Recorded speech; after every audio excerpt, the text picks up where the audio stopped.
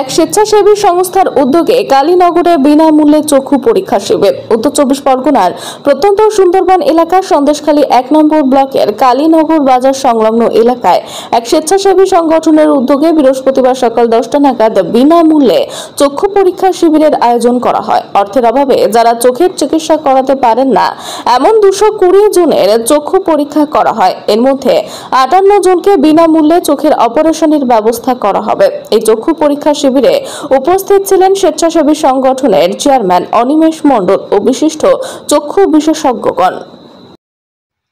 আমরা কালীনগর রায়মণি স্মৃতি ফাউন্ডেশন আজকে আমরা সন্দেশখালী ব্লকের এই কালীনগর বাজারের আমরা কজন দুর্গোৎসব কমিটির মণ্ডপে সম্পূর্ণ বিনামূল্যে আমাদের ফাউন্ডেশনের পক্ষ থেকে চক্ষু পরীক্ষা শিবিরের আয়োজন করা হয়েছে এবং এই চক্ষু পরীক্ষা শিবিরে এই অঞ্চলের এই শ্রমজীবী মানুষ যারা এখানে বালি কাটে বা এখানে মাল বয়ে জীবন জীবিকা নির্বাহ করে, এরকম ২২০টি পরিবার ২২০ জন মানুষ তারা আজকে চোখ দেখালো সম্পূর্ণ বিনামূল্যে এই পরিষেবা। এবং আমরা কয়েক বছর ধরে সুন্দরবন ব্যাপী এই পরিষেবা আমরা দিয়ে থাকি। শুধু সুন্দরবন নয়, সুন্দরবনের বাইরেও আমরা এই পরিষেবা শুরু করেছি। তো আমি অবশ্যই ধন্যবাদ দেবো আমার টিমের সকল সদস্যকে।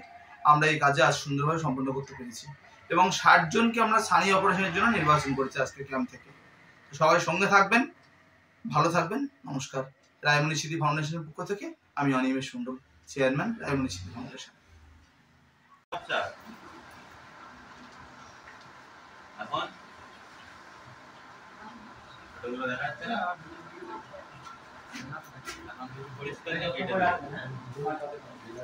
এটা নিয়ে পাশের ঘরে চলে যাও।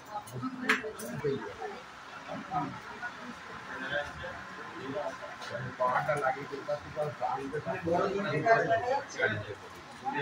পড়ে যান 205 কতটা পড়ে যাচ্ছে 205 পড়ে যান।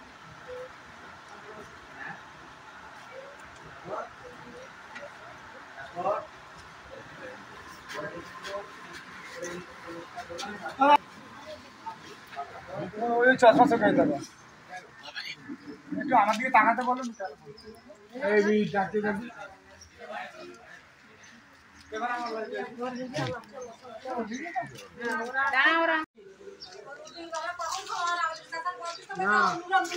এই নুরো বাড়ি চলে গেছিস, তুই খেয়ে নে।